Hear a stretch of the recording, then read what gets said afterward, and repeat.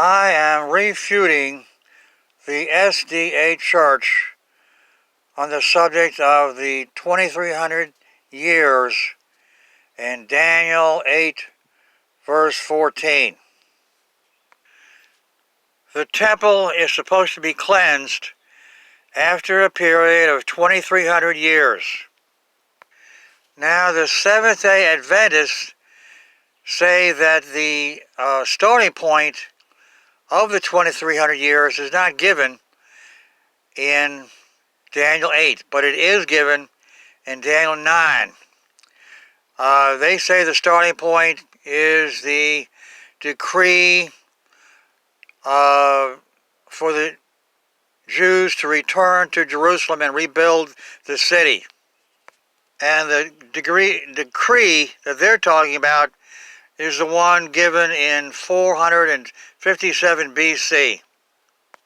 So they add 2,300 years to 457. They come up with 1844. Now my alternative explanation goes like this. There's a battle between the Greeks and the Persians in Daniel chapter 8, verse 4 and 5. And the name of the battle is Isis. That's not in the chapter, but that's the name. This particular battle occurred in the year 333 BC. Now, if you add 2,300 years to it, it brings us to 1967. When I realized that this computation brings us to 1967, I was overwhelmed with joy, because 1967 is when it's a year in which the temple is central, the Jewish temple area. Now the temple is gone, but the Temple Mount was liberated in 67 during the 6-day war in June, which is the same month that I'm making this video. And now that I think about it, today is June the 6th. I think that was that was one of the days of the 6-day war. I don't know which how it fits in, but it might have started on June the 6th. When I realized that the answer is 1967, I felt like I hit the lottery, and you know, I knew I had a winner. It's like I had won the Nobel Prize for progress in Bible prophecy. Like I just said, 1967 was when the Israelis liberated the Temple Mount from Muslim ownership, in which the Muslims deprived the Jews of accessing that area. But in what sense does the removal of Muslim ownership of the temple area equal a form of cleansing? Well, you've got to remember that to the Jews, Gentiles are unclean, Muslims are Gentiles, and in particular, they're particularly offensive to the Jews because the Muslims took over the temple area and they built a pagan temple right where the Jewish temple had been. The Jews considered the building of this Muslim temple an abomination. Actually, it's a shrine.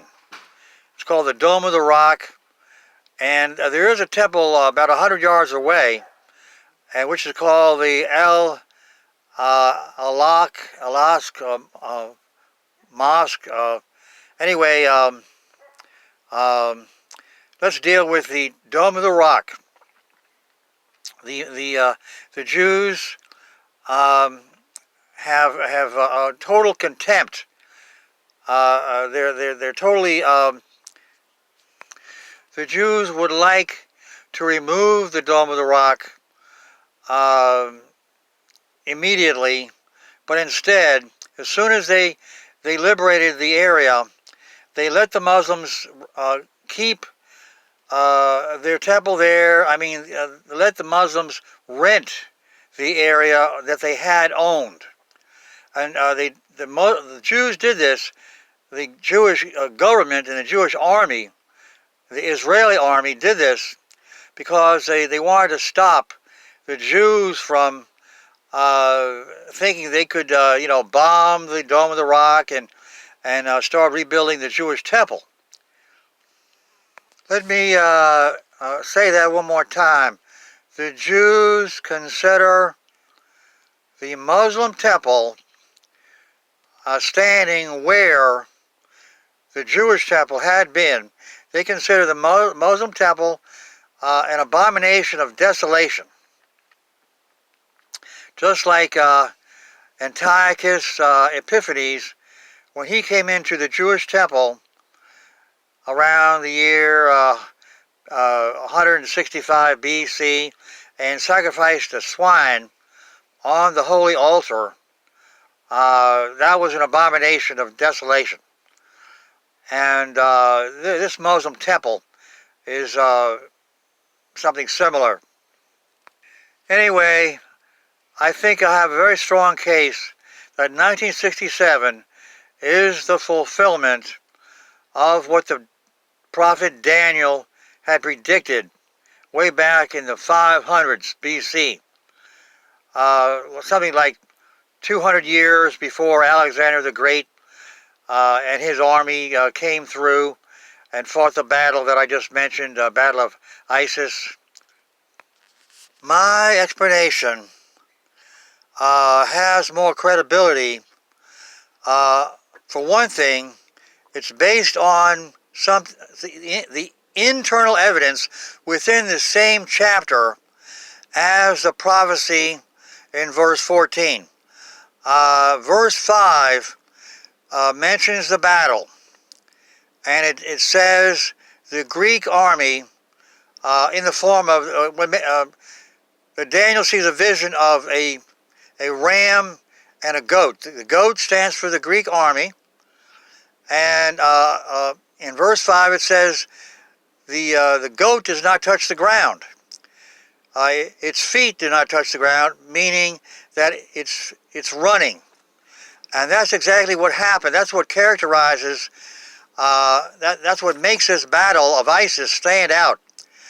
It's a known fact that the Greeks charged at the Persians. The Greeks had 40,000 men, and the Persians had 400,000 men. The Greeks were outnumbered 10-1, so they charged at the Persians in order to spook them, and sure enough, the Persians fled from the field. The Greeks won the battle. The Battle of Isis is one of the most famous battles that the Greeks and the Persians fought. Because of the internal evidence in verse 5 that fits the Battle of Isis so well, I can stand and say with a straight face that I know, I'm 100% convinced that we take the year 333, we add the 2,300 years, and it brings us to 1967, and that's it. I rest my case. Historically, the scholars say the Persians had 400,000 troops, and the Greeks had 40,000. But more modern scholars say the Persians may have had just 250,000 or 200,000 troops. And but still, the Greeks would be outnumbered 5-1 if the Greeks had 200, if the Persians had 200,000 troops, and the Greeks, of course, had 40,000. Please look up my other video where I try to refute the SDA Church, the Seventh Day Adventists. My first video, the title was Open Letter to Doug Batchelor. He's a pastor and radio and TV evangelist for the Seventh Day Adventists. Now in that first video, I focus on soul sleep, and I try to show how shameful it is that that this church believes in soul sleep. And so look it up under Joe Grace. And I try to explain that the Seventh Day Adventist Church they own several hospitals, which is to their credit. And I think it's like a dozen hospitals, if not more. And over the years, they've probably had thousands of people that get resuscitated after being temporarily dead. Their hearts stop, or and so on. And so these people, a lot of them come back and say, hey, I came out of my body. I had a near-death experience, NDE. And Doug Batchelor has the nerve to ignore these people. Now, just the other day, I'd say within a month, I listened to his radio program where he has a call-in show. And this one guy called in and said, I had a near-death experience. I came out of my body. My soul came out. And Doug Batchelor said, well, he said, he called it a vision. He said, I appreciate people that talk about that sort of vision. Words to that effect.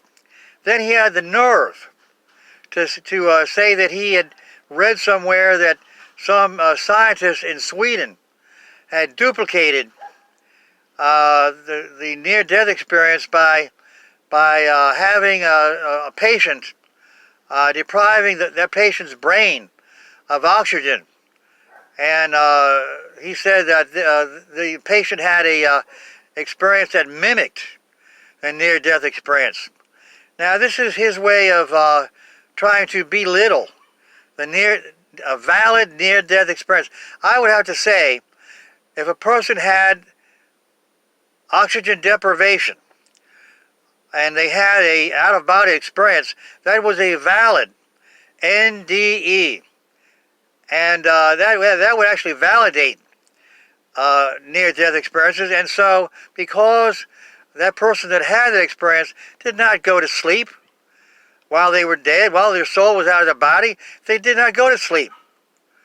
And these other people, they did not go to sleep. And so, Doug Batchelor, I beg you, please consider the possibility of standing up and being being faithful to God and saying that you have doubts about soul sleep.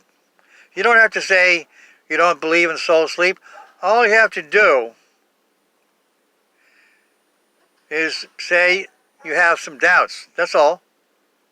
My next video refuting the SDA Church doctrine will focus on the shameful way they deal with Revelation 13. There's a verse in there where it says the whole world was amazed and wondered after the beast. And they try to say, well, I'll wait until I get into that video. But my answer is, it's talking about Russia bombing America and the deadly wound that Russia should have experienced but did not experience. It did not experience deadly wound because it tricked America into disarming, so that our retaliation was not effective. It was shot down by Russia, by Russian interceptor missiles. And so, anyway, that's all for now. I want to find a way to have people that watch this video, I want to have my other videos come up. And I don't know how to do that, so if anyone out there knows how to help me, please contact me. My Gmail address is joegrace, Grace, 2 times, grace, at gmail.com. Please look in the description box under the video.